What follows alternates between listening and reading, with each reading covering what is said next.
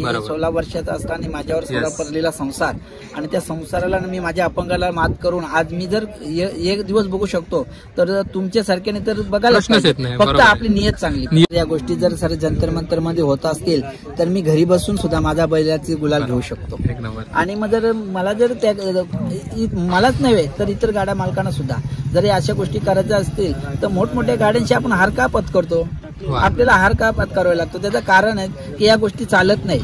तर मुंबईमध्ये पण माझा तेवढाच प्रेम आहे आणि मला घाटावर आलो तरी तेवढाच प्रेम आहे. त्याचं कारण का आपली जबान किंवा आपल्याशी प्रत्येकांशी आपले संपर्क चांगले प्रकारे असताना आपण कोणाला वाईट बोलू नाही तर आपल्याला कोणाला बोलायची आपल्याला हिंमत होणार नाही. त्या माझे सौभाग्यवतींनी माझ्यावर विश्वास, मी हँडिकॅप असून सुद्धा तिने माझ्यावर केलेला संसार आणि खांद्याला खांदा देऊन लावून केलेला काम, या काम दोघांची कामाची मेहनतीला आज तिला मी बघताना खूप आनंद वाटतो.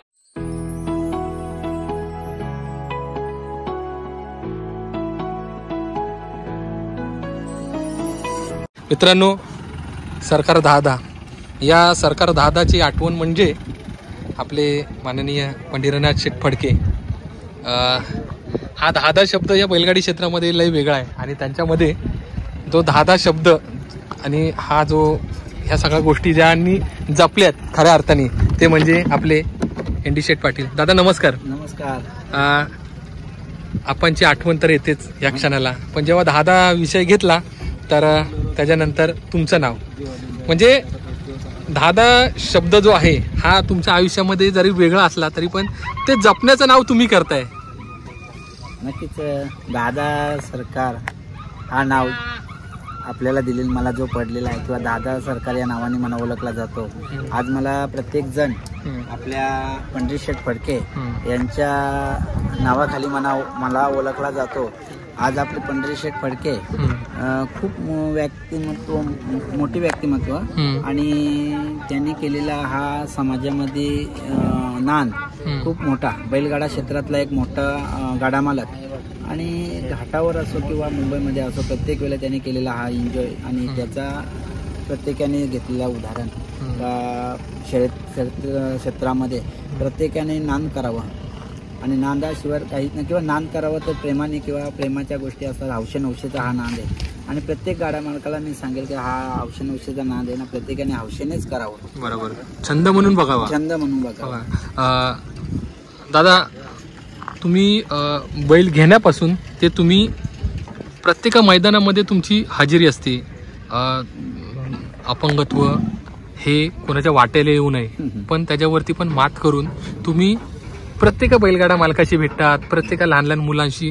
म्हणजे ते एक तुम्ही आहे ना एक ते वातावरण असं तयार केलंय की खरं म्हणजे मी बैल नाही घेतली, मी माणसं पण जपतोय. काय बोलताय त्या गोष्टीबद्दल? नक्कीच, कारण मी गेल्या 15 ते 16 वर्षापासून माझी जी परिचित असलेली ओळख एनडी पाटील या नावाने आणि 18 वर्ष झाली माझ्या गाडीला 10-10 नंबर आहेत आणि 10-10 नंबर समजा आता मला ओळखला जातो पण एनडी पाटील हा मला खूप मोठ्या नावाने ओळखला जातो. आणि आताच्या या क्षेत्रामध्ये जेव्हा बैलगाडा क्षेत्रामध्ये मी उतरल्यानंतर गेल्या 3 वर्षापूर्वीपासून आणि या बैलगाडा क्षेत्रामध्ये उतरल्यानंतर जो रायफलने किंवा वजीरने केलेला माझं नाव आणि आम्ही दिलेला माझ्यावर प्रेम, या प्रेमापोटी मी प्रत्येकाशी भेटीगाठी देत असतो. कारण का माणसाला जर कुठेतरी प्रेम घ्यायचा असेल तर कोणाला तरी प्रेम पण दिला पाहिजे. आणि मी त्या लहान असो या मोठा असो, मी मोठा असेल तर त्याचे पाय पडणार, त्याचे पाय धरणार आणि लहान असेल तर त्याला नमस्कार करणार, बेटा बोलणार भाऊ. कारण की आता ज्यावेळेस आपण कुठल्याही क्षेत्रात उतरलो ना आणि तो जर आपण आपल्या इमानदारांमध्ये काम करत राहिलो ना तर आपल्याला कुठे जाण्याची सुद्धा अडचण राहत. बरोबर. म्हणजे आज आपण मुंबईमध्ये जरी मुंबईचा जरी मी असेल तरी मुंबईमध्ये पण माझा तेवढाच प्रेम आहे आणि मला घाटावर आलो तरी तेवढाच प्रेम आहे. त्याचं कारण का आपली जबान किंवा आपल्याशी प्रत्येकांशी आपले संपर्क चांगले प्रकारे असताना आपण कोणाला वाईट बोलू नाही तर आपल्याला कोणाला बोलायची आपल्याला हिंमत होणार नाही, हे लक्षात घ्या. कारण आपण मी प्रत्येकाला सांगत असतो की लहान वयात असताना मी हा कष्ट केलेले. मी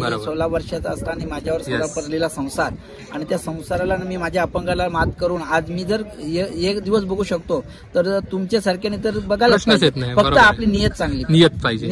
नीतिमत्ता चांगली पाहिजे. नीतिमत्ता चांगली पाहिजे, आपली प्रत्येकाशी संपर्क चांगला पाहिजे आणि आपली प्रामाणिकपणा पाहिजे. आणि प्रामाणिकपणा असेल तर मला वाटत नाही की आपला दिवस कमी होईल. पहिली गोष्ट म्हणजे जर या गोष्टी जर सर जंतर मंतर मध्ये होत असतील तर मी घरी बसून सुद्धा माझ्या बैलाची गुलाल घेऊ शकतो. आणि मग जर मला जर त्या मलाच नव्हे तर इतर गाड्या मालकांना सुद्धा जर अशा गोष्टी करायच्या असतील तर मोठमोठ्या गाड्यांशी आपण हार का पत्करतो, आपल्याला हार का पत्करावा लागतो. त्याचं कारण आहे की या गोष्टी चालत नाही. प्रत्येकाने विचार करून. आणि काही लोकांचं काय असतो, तुम्ही हे केलं, तुम्ही ते केलं, तुम्ही गुलाल वेगळा केला आणि तुम्ही ते लिंबू फेकून दिला आणि हे केलं, तर ते करू शकता तर मग तुम्हीही करा. मला वाटतं जर तुमचा तेवढा जर विश्वास असेल तर तुम्ही ते लिंबू फेकण्याचं काम करा. आणि विश्वास नसेल ना, तुम्ही विश्वासाने केला. मी एक असं सांगत ना की मी एकच गाडा मालक असा आहे की मी त्यावर पण मी हक्काने सांगू, छाती टोकून सांगू शकतो की मी माझे बैल घेतल्यापासून मी माझ्या आयोजकांना पण नियोजकांना पण सांगतो की असल्या कुठल्या गोष्टी प्रकार होऊ नये.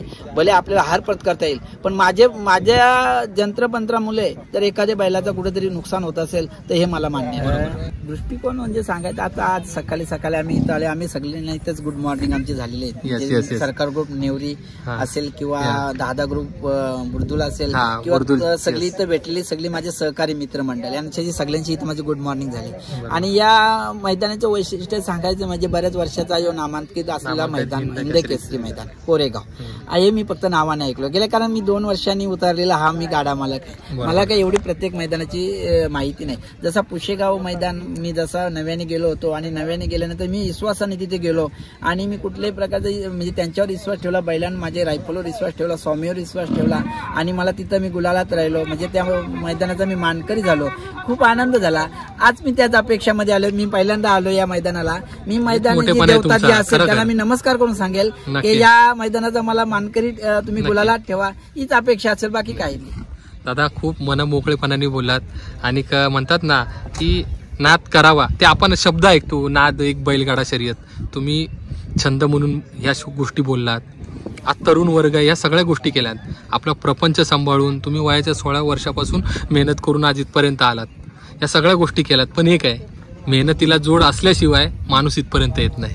नक्की सांगायला त्यांचा आनंद वाटेल, कारण का ज्यावेळेस मी 16 वर्षाचा असताना मी छोटासा किराणा टाकलेला होता आणि त्याच्यानंतर 2 वर्षानंतर माझं म्हणजे 18-19 वर्ष माझं लग्न झालं. माझं लग्न झाल्यानंतर माझी जी सौभाग्य होती सौ नंदा पाटील, हिने जी दिलेली साथ मी कधी विसरणार नाही. ते म्हणतात ना एका यशस्वी पुरुषामागे एका स्त्रीचा हात आहे. ऐकलंय म्हणजे बोलताना प्रत्येकाचं ऐकलंय, पण मी स्वतः जाणून घेतलेलं आहे. कारण की ज्यावेळेस त्या माझ्या सौभाग्यवतींनी माझ्यावर विश्वास, मी हँडिकॅप पासून सुद्धा तिने माझ्यावर केलेला संसार आणि खांद्याला खांदा देऊन लावून केलेला काम, या दोघांच्या कामाची मेहनतीला आज तिला मी बघताना खूप आनंद वाटतो. कारण आम्ही एकत्र ज्यावेळेस बसत असताना आम्ही विचार करतो कधी कधी की आपण मागील जर दिवस जर आठवलं तर ते दिवस काय होतं ना आताचं माझं दिवस. कारण का आम्ही विश्वासाने काम केलं, एकमेकावर विश्वास ठेवला आणि मेहनत खूप केली आणि त्या मेहनतीचा फळ आज आम्हाला मिळला आणि आज आम्ही सुखात आहे. आणि त्याचे घरचा मागचं कारण असेल तिथे माझी सौभाग्य. म्हणजे ह्या बैलगाड्यामध्ये दादा, ह्या बैलगाड्यामध्ये म्हणजे तुमच्या एकट्याचा हात नाही, तुमच्या परिवाराचा, त्या माऊलीचा, तुमच्या मिसेसचा, म्हणजे सगळ्यांचा हात, सगळ्यांचा. खरं. धन्यवाद दादा, तुम्ही माहिती दिल्याबद्दल तुमचे मनापासून आभार.